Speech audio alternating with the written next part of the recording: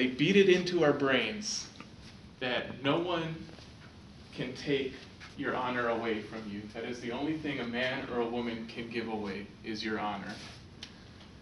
3 of the things money can't buy: morals, manners, and integrity, right? So when I address someone as yes ma'am because the military beat it into me, it is not because I'm addressing your age, as often associated, all right?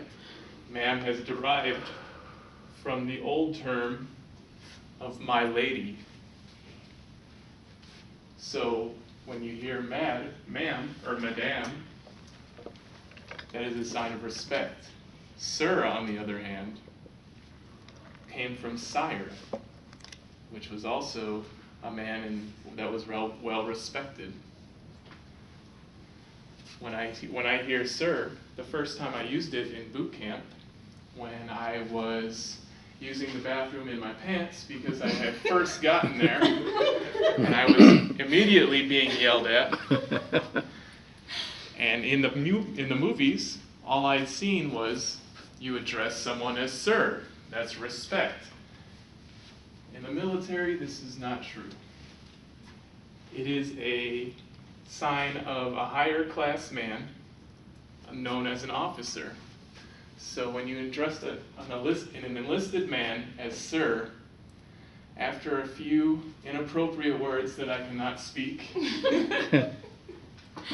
he will say, "I work for a living." And being a new recruit, you do not know how to take that, right? Because you just hit him in your mind with the ultimate form of respect, and he said he works for a living. So it took a little bit to understand the complexities of everyone and how they think about these terms of respect, right? One of the hardest things for kids nowadays to learn are manners.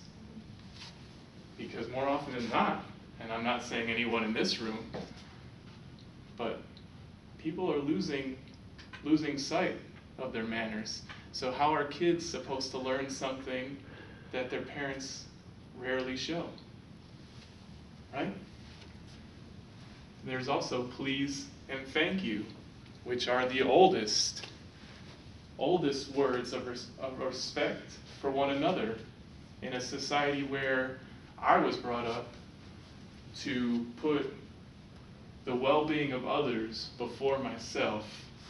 My father instilled in me that if I make other people happy, what goes around comes around, and I will be, not only will somebody eventually make me happy as well, but I will find enjoyment in making others smile. So when you say please, it actually derives from the saying as you please. So if I ask Angel, can you pass me the salt? I'm kind of ordering / asking, but if I add a please in front of it, please pass me the salt, then I have a sense of sincerity, and at the same time, along with my order of asking you to give me the salt, I'm paying you respect. And by saying thank you, which also brings up that I owe you a debt to be repaid later, and there's a whole sidebar of history about that, of debts and accounting that go into please and thank you, but I'm not going to get into that. But when I say thank you, I'm saying that I owe you. But for this purpose, the way I plan on raising my kids, the way I was raised, and the way the military beat it into me, is that when I say thank you, it means that I appreciate what you have done for me and what you will continue to do, and that if you ever need anything from me, as long as the proper manners and the proper wording is associated with any kind of requests or gratitude, then I look forward to be here to hear someone call me sir. There's so many times that I call my boss, sir, a friend of mine, anybody I hold the door for, and the main answer I get, oh, my father was a sir, I'm just Mr. Da-da-da. So, just so we all are clear, ma'am, sir, please do not associate him with age. Do not take offense. Because you don't know, for the most part, who was raised and how they were raised and what they've been through.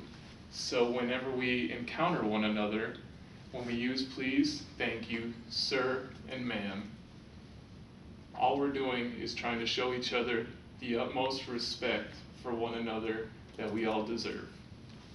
Thank you.